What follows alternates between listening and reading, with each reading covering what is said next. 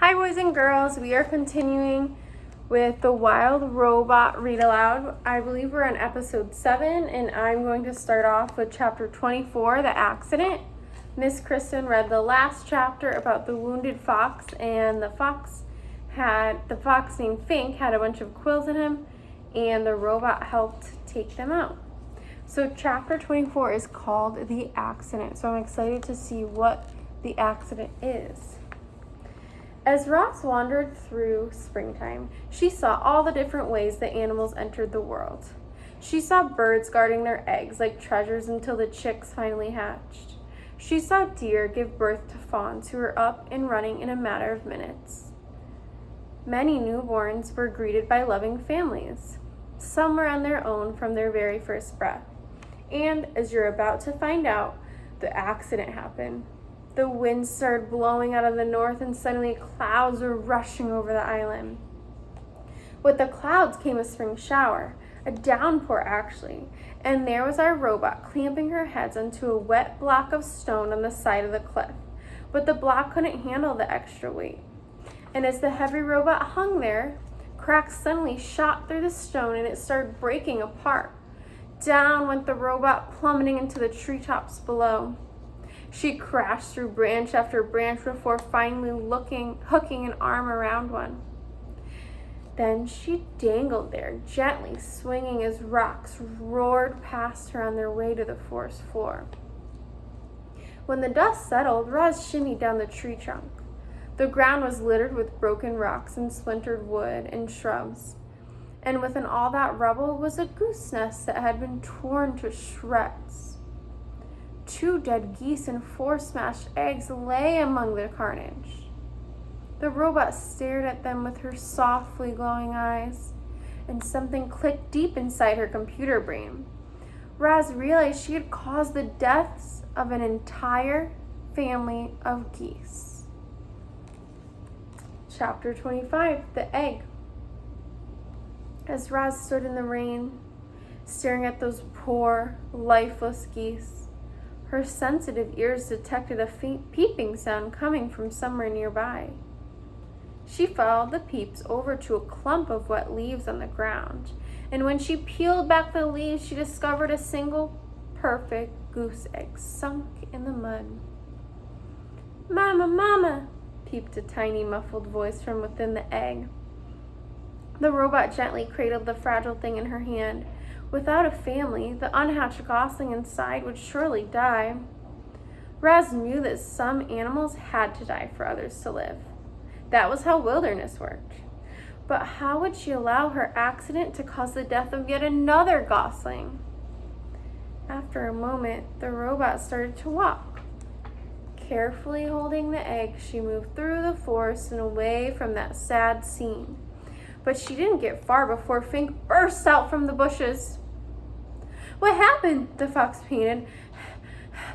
"The whole forest was shaking." "There was an accident," said the robot. "I was climbing those cliffs when the rocks started to fall." "You should be more careful," said Fink as he checked out the robot's new scrapes and dents. "I'll need your help if I ever have more porcupine trouble." "I will be more careful." "What do you have there?" said Fink, looking up at Roz's hands. "A goose egg." "Ooh, I love eggs. Can I eat it?" "Here's the goose egg." "No." "Please?" "No." Why do you want it?" The fox scowled. "I thought you didn't eat food." "You may not have this egg, Fink." The fox sighed.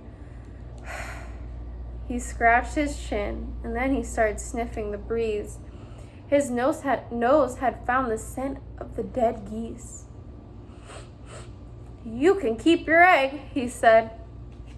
As he trotted toward the cliffs, "I smell something better." The robot walked on through the misty forest for a long time, until she was standing beneath a sprawling oak tree. Roz placed the egg on a pad of moss. Then she snatched grass and twigs from the ground and delicately wove them together to make a little nest. She placed the egg inside the nest, placed the nest on her flat shoulder, and climbed up into the branches. Chapter 26, The Performer. Up in the sprawling oak, the goose egg was peeping and wobbling around its nest. "Mama, Mama," said the egg. "I am not your mother," said the robot. The egg continued peeping and wobbling until nightfall, and when the gosling inside settled down to sleep and the egg became quiet and still. The robot was about to settle into her own kind of sleep when she heard something in the underbrush below. Roz peered down from the branches and saw weeds rustling in the moonlight. A creature was crawling past. But the creature stayed low, hiding in the darkest shadows so that Roz couldn't see who it was. Roz wasn't the only watching. A pair of furry ears rose up behind a log. The ears belonged to a very hungry badger. He lay in wait as the shadowy creature came closer and closer. And when the time was right, the badger pounced.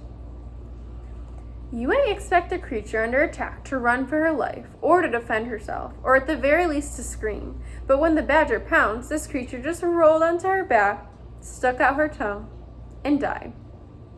Not only was she dead, she was rotten, and the badger's face twisted with disgust. Ugh, what a stench! He pawed at the stinky corpse a few times and then gave up. No thanks, he grumbled to himself. I'd rather eat beetles. And the badger hurried off to find a less disgusting meal. Had that mysterious creature been frightened to death? And how could her body possibly rot so quickly? Roz was confused, and the robot became considerably more confused an hour later, when the dead creature's ear began to flicker. Her nose began to twitch, and she rolled onto her feet and went on her way as if nothing had happened. The robot's voice called down from the tree. Are you alive or are you dead? The creature's voice hissed up from the shadows. Who's there? Why have you been watching me? What you did was just unbelievable, said Roz. I could not look away. There's the badger. Or maybe that's a possum. I think that's a possum. Unbelievable, really? The creature's voice seemed to be softening. I thought perhaps I overdid it when I stuck out my tongue. I was certain you were dead. Oh, what a lovely thing to say. Were you dead? Said Roz.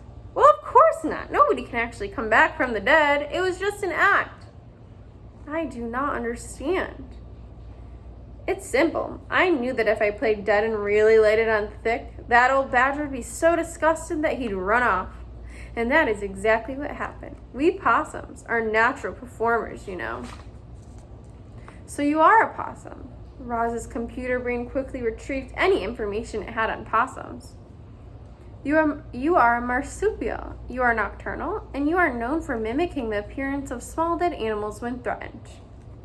It's true. Death scenes are my specialty, said the possum. But I have a wide dramatic range. Believe me. I believe you. Have you done any acting? Said the possum. I have not, said the robot. Well, you should. You might enjoy it. You can start by imagining the character you'd like to be.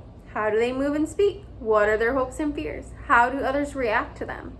Only when you truly understand a character can you become that character. The two odd creatures sat there, one in a tree and the other in the weeds, and talked about acting. The possum went on and on about her various acting methods and her performances, and our robot absorbed every word. But why do you pretend to be something you are not? Said the robot. Because it's fun, said the possum, and because it helps you survive, as you just saw. You never know, it might help you survive too. Soon the robot's computer brain was humming with activity. Performing could be a survival strategy. If the possum could pretend to be dead, the robot could pretend to be alive, and she could act less robotic and more natural. And if she could pretend to be friendly, she might make some friends. They might help her live longer and better. Yes, this was an excellent plan. Roz wasted no time and spoke with her next words in the friendliest voice she could muster. Madame Marsupial, it would be a great honor and absolute privilege if you could kindly inform me of your name. Roz's friendly demeanor needed some work, but it was a start. Yes, of course, said the possum. My name is Pinktail, and you are? Leaves gently shook as Roz climbed down from the tree. It is a very lovely pleasure to make your acquaintance, my dear Pinktail. A moment later, the robot stepped into the moonlight. My name is Roz. Oh my, the possum gasped. You're the monster. I'm not a monster, I'm a robot, and I'm harmless. Harmless, really? Well, you do seem rather gentle, and I heard someone say that you don't eat any food at all, which makes no sense, but hopefully it means you won't eat me. I will not eat you, said the robot. I'm so glad to hear that, said the possum, and a moment later, she too stepped into the moonlight. It's nice to meet you, Roz. A weak smile appeared on Pinktail's pointy face. Roz thought things were going well, but she didn't know what to say next. Neither did Pinktail, so the two friendly creatures just stood there together and listened to the crickets for a while. Well, I should be on my way, said Pinktail at last. Have a nice evening, Roz. Have the nicest evening, Pinktail. I shall look forward to the pleasure of encountering you again in the future. Soon, I hope. Farewell. With that awkward goodbye, Pinktail slipped back into the weeds, and Roz climbed back into the tree. Chapter 27. The Gosling. Something was happening in the goose egg.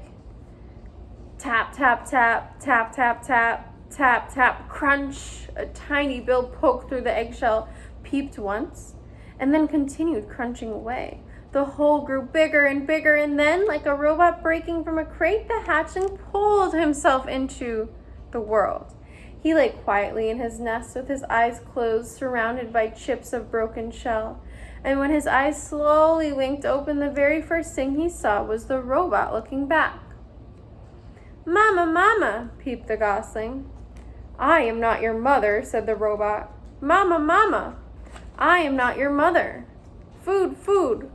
The gosling was hungry, of course he was, so using her friendliest voice, Roz said, What would you like to eat, darling?